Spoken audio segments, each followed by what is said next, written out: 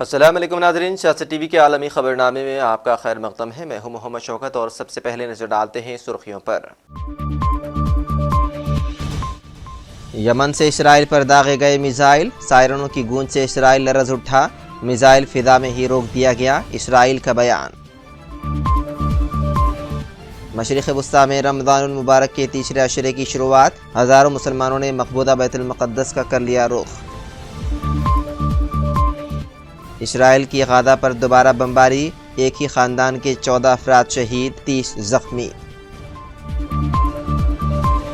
Ukraine ने भी रूस से 30 रोज़ के लिए आर्जी और महदूद जंगबंदी पर कर लिया इत्तेफाक। ट्रंप ने यूक्रेन के मादानी ज़खायर के बाद तवानाई तनसीबात पर मिल्कियत की भी ख्वाहिश कर दी ज़ाहिर। ईरान को भेजे गए ख़त में नए जौहरी मुआहदे के लिए 2 माह की मोहलत, अमेरिका का बयान। जौहरी प्रोग्राम जारी रखा तो नताइज भुगतने पड़ेंगे, तेहरान को दी धमकी। और तुर्किया के शहर इस्तांबुल के मेयर की गिरफ्तारी, हज़ारों मुजाहिरीन इस्तांबुल की सड़कों पर निकल पड़े। तो नाज़रीन, ये थी सुर्खियां, बढ़ते हैं खबरों की तफसील की जानिब।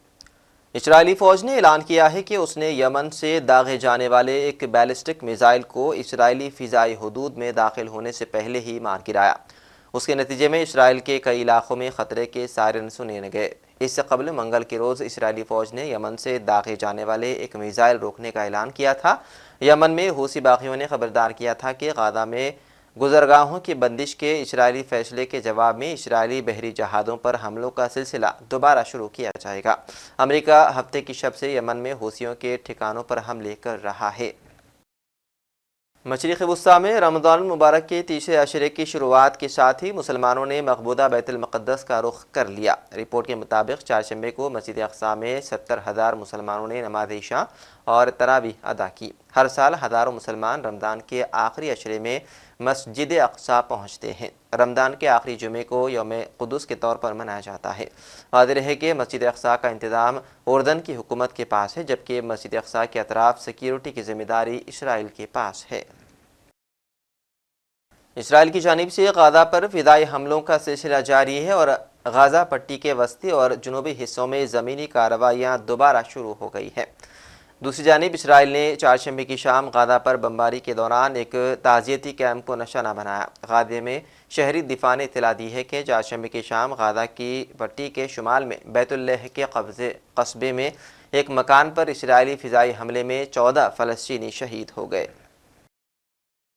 गाज़ा पर इसराइली फ़िदाई हमलों के दूसरे रोज़ भी जारी रहने और गाज़ा पट्टी के मरकज़ और जुनूब में ज़मीनी कार्रवाइयों के दोबारा शुरू होने के बाद अमेरिकी महकमे ख़ारजा ने ऐलान किया है कि गाज़ा में जंगबंदी में तोसी का एक आर्जी मनसूबा है, लेकिन उसका मौका तेज़ी से कम होता जा रहा है। अमेरिकी महकमे ख़ारजा के तर्जमान ने वजाहत की है कि हमारे पास अभी भी जंगबंदी में तोसी और 5 यरगमालियों को ज़िंदा रिहा करने का एक आर्जी मनसूबा मौजूद है। उन यरगमालियों में अमेरिकी एडन अलेक्जेंडर भी शामिल हैं।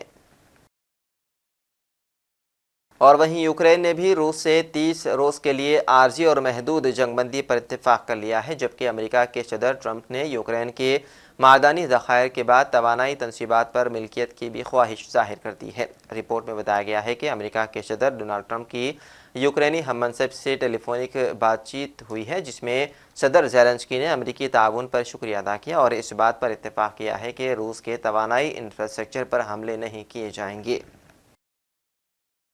अमेरिकी सदर डोनाल्ड ट्रंप ने ईरान को भेजे गए ख़त में नए जौहरी मुआहदे के लिए 2 माह की मोहलत दे दी। अमेरिकी मीडिया का दावा है कि ख़त में अमेरिका और ईरान के दरमियान नए सिरे से जौहरी मुज़ाकरात की तजवीज़ पेश की गई है और साथ ही तेहरान को धमकी भी दी गई है कि अगर उसने जौहरी प्रोग्राम जारी रखा तो नताइज भुगतने पड़ेंगे।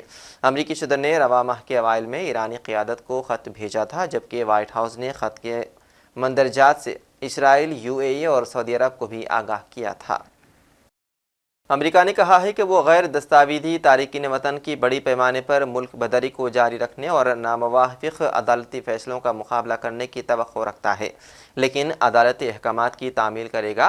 वाइट हाउस की प्रेस सेक्रेटरी कैरोलिन एलियट ने ब्रीफिंग देते हुए कहा, हमारे पास ऐसे जज हैं जो बेंच के मुतासिब कारकुन के तौर पर काम कर रहे हैं। वो रियासत मुत्तहिदा के सदर के पॉलिसी को डिक्टेट करने की कोशिश कर रहे हैं।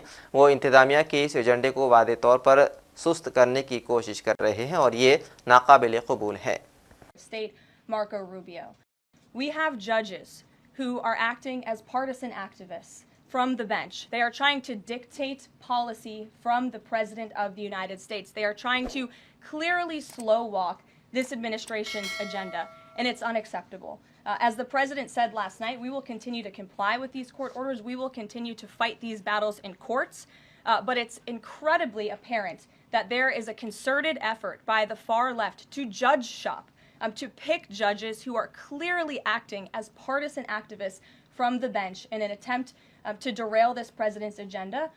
And I would just like to point out that the judge in this case is essentially trying to say that the president doesn't have the executive authority to deport foreign terrorists from our American soil. That is an egregious abuse of the bench. This judge does not have that authority. It is the opinion of this White House and of this administration, and that's why we're fighting this in court. And it's very, very clear that this is an activist judge who is trying to usurp the president's authority. Under the Alien Enemies Act, the president has this power, and that's why this deportation campaign has continued. And this judge, Judge Boasberg, is a Democrat activist. He was appointed by Barack Obama. His wife has donated more than $10,000 to Democrats, and he has consistently shown his disdain for this president and his policies, and it's unacceptable. You took me right where I wanted to go about the idea that these people are all foreign terrorists, but Judge Boasberg was originally appointed by George W. Bush and then elevated by Barack Obama. I just feel like I should clear that up. Well, let me just say something to that effect, Garrett. 67% of all of the injunctions in this century have come against which president? Donald J. Trump. Let me say that again. 60% of the injunctions by partisan activists in the judicial branch have come against President Donald Trump, and 92% of those have been from Democrat-appointed judges.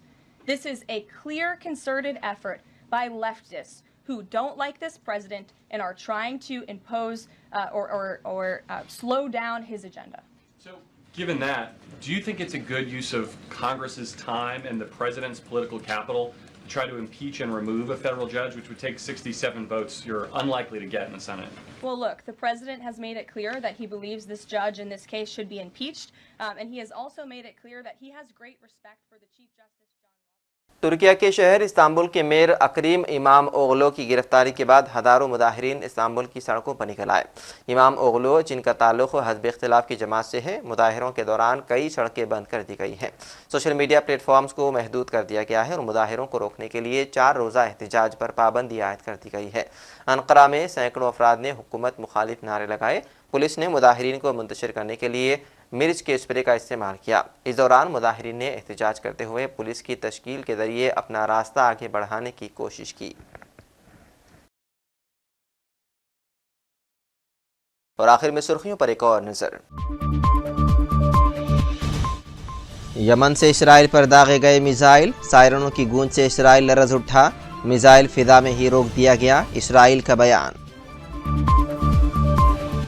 मशरिक़ वस्ता में रमज़ानुल मुबारक के तीसरे अशरे की शुरुआत, हज़ारों मुसलमानों ने मक़बूदा बैतुल मुक़द्दस का कर लिया रुख। इसराइल की गाज़ा पर दोबारा बमबारी, एक ही ख़ानदान के 14 अफराद शहीद, 30 ज़ख्मी। यूक्रेन ने भी रूस से 30 रोज़ के लिए आर्जी और महदूद जंगबंदी पर कर लिया इत्तेफाक। ट्रंप ने यूक्रेन के मादानी ज़खायर के बाद तवानाई तनसीबात पर मिल्कियत की भी ख्वाहिश कर दी ज़ाहिर। ईरान को भेजे गए ख़त में नए जौहरी मुआहदे के लिए 2 माह की मोहलत, अमेरिका का बयान। जौहरी प्रोग्राम जारी रखा तो नताइज भुगतने पड़ेंगे, तेहरान को दी धमकी। और तुर्किया के शहर इस्तांबुल के मेयर की गिरफ्तारी, हज़ारों मुजाहिरीन इस्तांबुल की सड़कों पर निकल पड़े।